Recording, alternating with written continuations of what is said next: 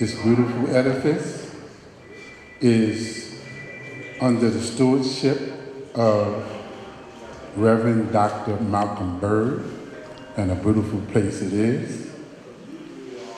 He welcomed us, the Producers Guild, to come and to bless his house with some music. I'd like to thank you all for coming out to support. And I'm gonna call Dr. Bird up to bless and give you some opening remarks. Good evening. Good evening. And let me take the opportunity of welcoming you into our sacred space of the Hope's Beacon Baptist Church.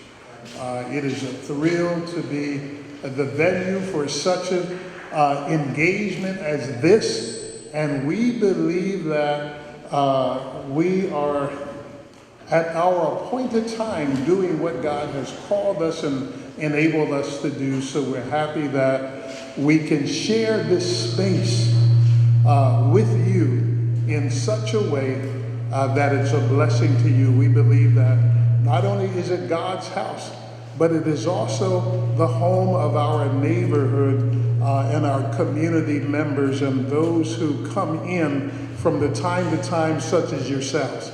I hope tonight is a blessing to you. To get the show on the road, I would like to bring to the stage our voice of the Producers Guild, Mr. Jerome Roberts.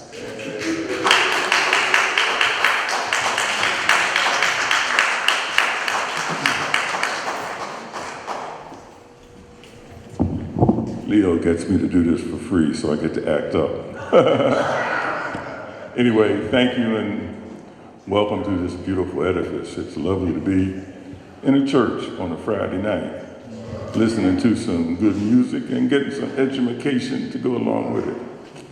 You know, we have the Andrew Lamb Trio coming up, and it is our pre-Coltrane Celebration, so we gotta have a saxophone player, right? Leo, say something to the people, man. Leo doesn't know it, but he has influenced my life very much for the last 15 years, and I've been able to work with the Producers Guild of Philadelphia. And some of the finest jazz musicians in the world have played for this organization.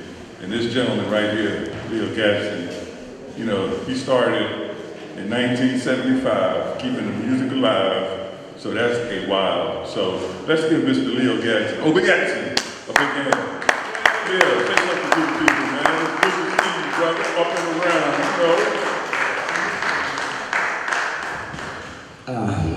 you know, everybody know I'm not speaking.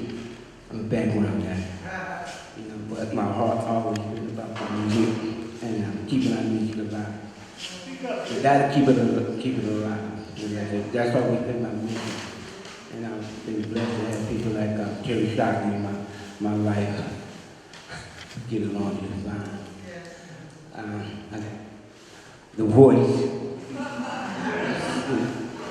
Robin Mosey been with me about 60 years.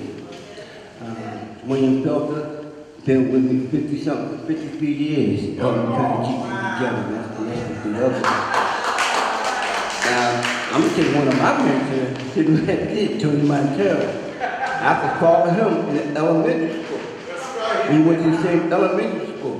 And I was calling him. By the time when I became a senior at elementary school, he was gone, and they sent us to another school, to a neighborhood. You know, and then I followed him to Langston University. You know, so it's family. And I got piano man out top. That's one of my big brothers. So I've been through that.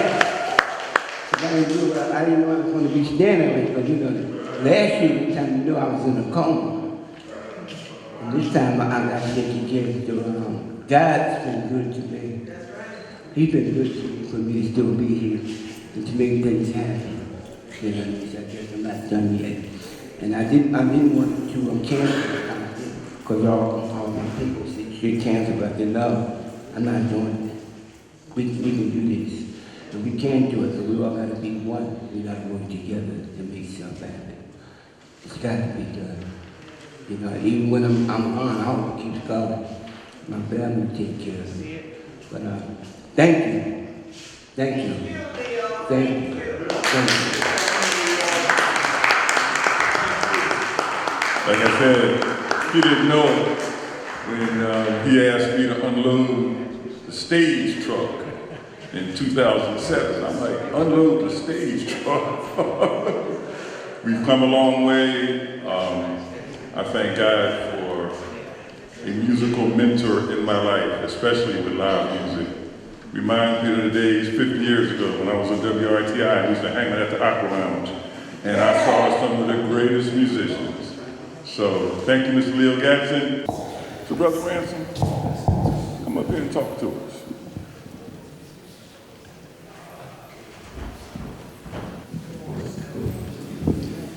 Hotel.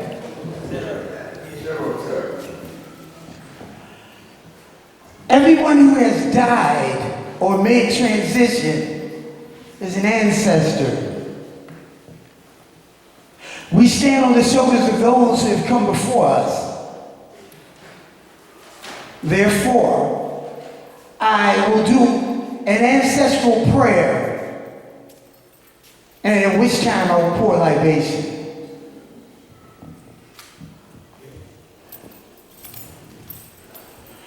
I give praise to the omnipotent Creator. I give praise to the light and energy of the four directions. I give praise to the light and energy of the air I breathe, the water which sustains life, the fire which cleanses the earth, and the earth which holds me up. I give praise to all the honored ancestors who are seated at the feet of the Creator, having completed their work on this earth. I give praise to my ancestors who are buried in the soil of Africa and the Caribbean. I give praise to my ancestors who died in the Middle Passage. I give praise to my ancestors who are buried in the soil of North America, whom the Native Americans call Turtle Island. I give praise to my ancestors who are buried in the soil of Central America. I give praise to my ancestors who are buried in the soil of South America. I give praise to my ancestors whose blood runs through my veins and yet their names are not known. I give praise to my ancestors who walk with me, who look for me, who guide and protect me.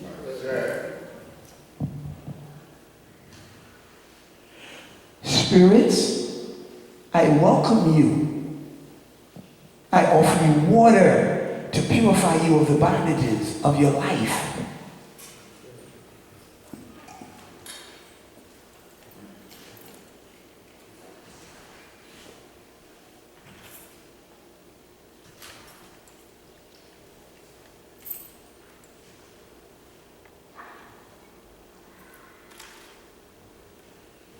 I ask you, spirit mothers, fathers, brothers, sisters, and friends, to remember me in your travels.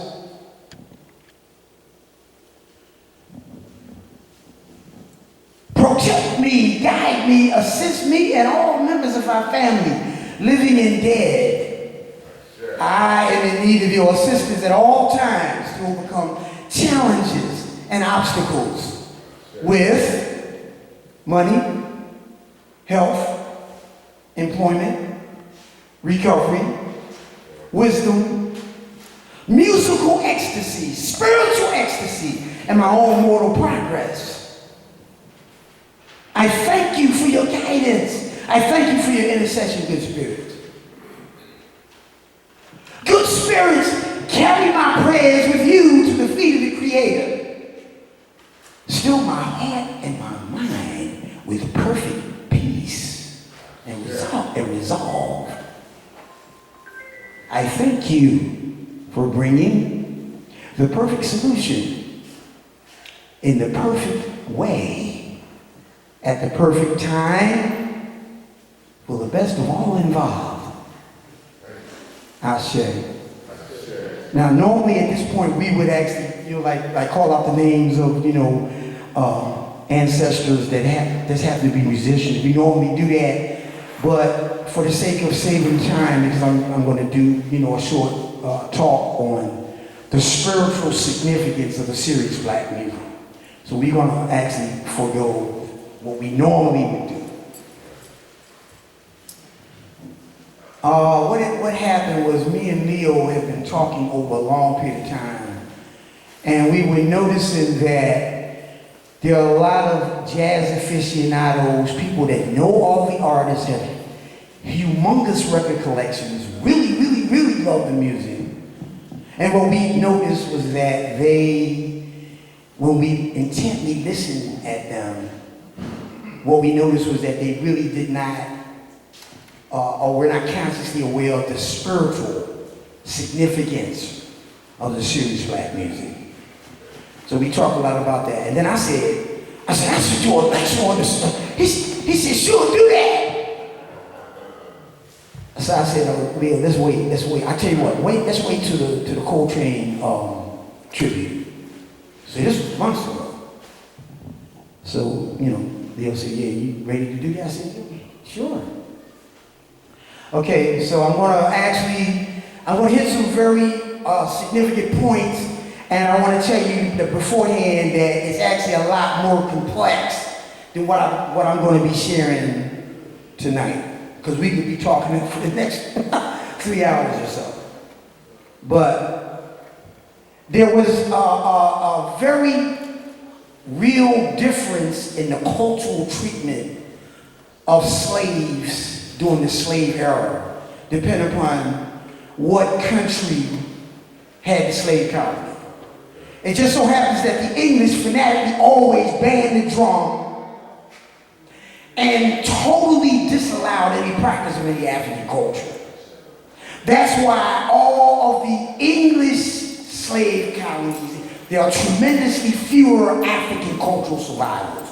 You don't have the drum culture, you don't have the ritual practices and religious and folkloric things that you have in the non-English speaking slave colonies.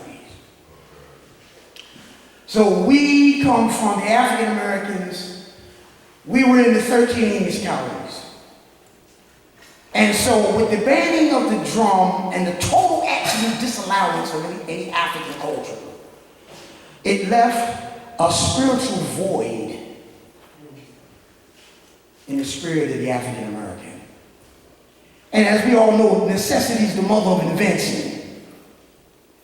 And that spiritual void was the necessity that became the mother of the invention of all of the different musical art forms that the African American created. And if you notice, the African American created tremendously more musical art forms than places like Haiti, places like Cuba, because Haiti was French, Cuba was Spanish, Brazil was Portuguese. They were allowed to keep many elements of their culture that went back thousands of years. They got drum culture in Cuba that goes back thousands of years. Well, this was snatched away from the African American. So the necessity being the mother of invention. This is the reason why the African American created so many more musical art forms. So what we did, we started with work songs that were called field hours. Then very quickly something evolved that became called the primitive blues. Tremendously later, you had the phenomena of the Mississippi Delta blues. But what was very significant, very, very significant, was what happened in the Louisiana Territory.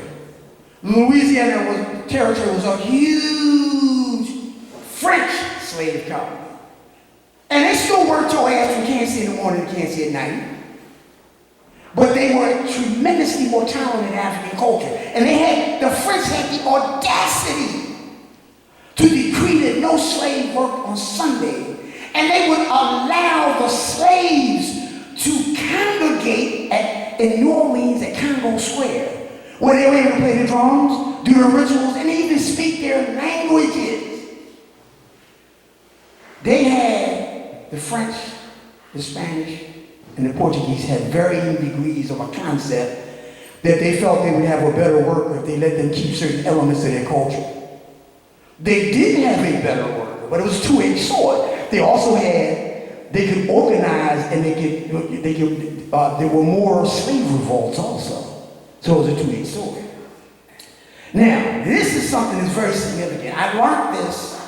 I'm going to give credit where credit is due. There was a guy at Temple that taught in the sociology department. His name was Professor Jack Burkle. And Jack Burkle mentioned, and when he said this, I had never read it, I had to research it. He said that there was a short-lived loophole in the Louisiana Territory law where it went like this. If a wealthy white man had a baby by a black woman, well, you and I know that because of the dominance of melanin, the child is black. But for a short period of time, they had the political rights of a white person. And they fanatically sent these children to France for their education, where they excelled in classical music and opera. When they lost their rights, the blacks in the Louisiana Territory, who were very culturally African, overnight had access to the classically trained musician. So the blend between the classical music, the African rhythms, the African intonations, and the blues very quickly evolved into what we are now calling jazz. I said all of that to say this. The spiritual significance of the serious black music is the spiritual void that was left in the African American due to the banning of the drum and the absolute disallowance of the practice of any African culture. So it was a cut. And this is a spiritual void that still exists in most African Americans. Now there are some of us that have swam back upstream and have learned the culture, have learned the rhythms, have founded ourselves in African spiritual traditions and what have you. But it's a very, very few of us. So that's a spiritual void that exists. Now, we're going to go into the master jazz musician, the master black jazz musician. We have shared this music with the world. And there are all kinds of people that are learning and really, really, really learning the language of jazz and really, really, really, really playing. However, the master black jazz musician is able to invoke an energy and channel this energy through his performance. And this is an energy that goes all the way back into the spiritual void that was the mother of the invention of the music. And this is a dimension that is only found in the performance of a master black musician. Now what this is really about, this is something called genetic memory. If anybody wants to understand and know what genetic memory is, just Google it and Wikipedia will give you a very clear understanding of what genetic memory is. And we're not talking about racism. However, we are talking about ethnic heritage, cultural imperative. Let me repeat that. Ethnic heritage, cultural imperative. So, the spiritual significance of the serious black music is the spiritual void that was left in the spirit of the African American that still exists with most of us today. So I want everyone hearing this to not only love the music, not only go out and support the artist, but open yourself up to the spiritual significance, the spirit of the music. Also, let us be conscious of the very real sacrifices that these musicians make to play this music. Musicians are the only people that I know of that you have to do a benefit when somebody needs a surgery. This is the only country in the Western world that does not have universal health care.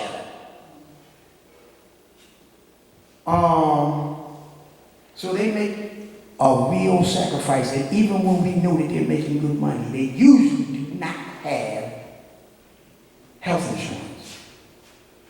So if they want to live here and play this music, in a sense they are actually risking their lives. So that should make us revere these artists even more. Lastly, the only black patron of the serious black music that I know of, might be somebody else that I know of. The only one I know of is Leo Gasson. Leo Gasson been going in his pocket since 1975 with no great money doing these shows. So I want to beseech anybody listening at me, any show that Leo produces, fanatically park your body at that show. And if you notice, it's almost impossible not to see me here. I love it. I love the devil. It's like going to church. It actually is better than church. So with that, there's a whole lot else I could say, but we be another 2-3 hours, and that's not what the intent of this was. This will be like a short, chat, fireside chat on the spiritual significance of the serious black music. Hotel.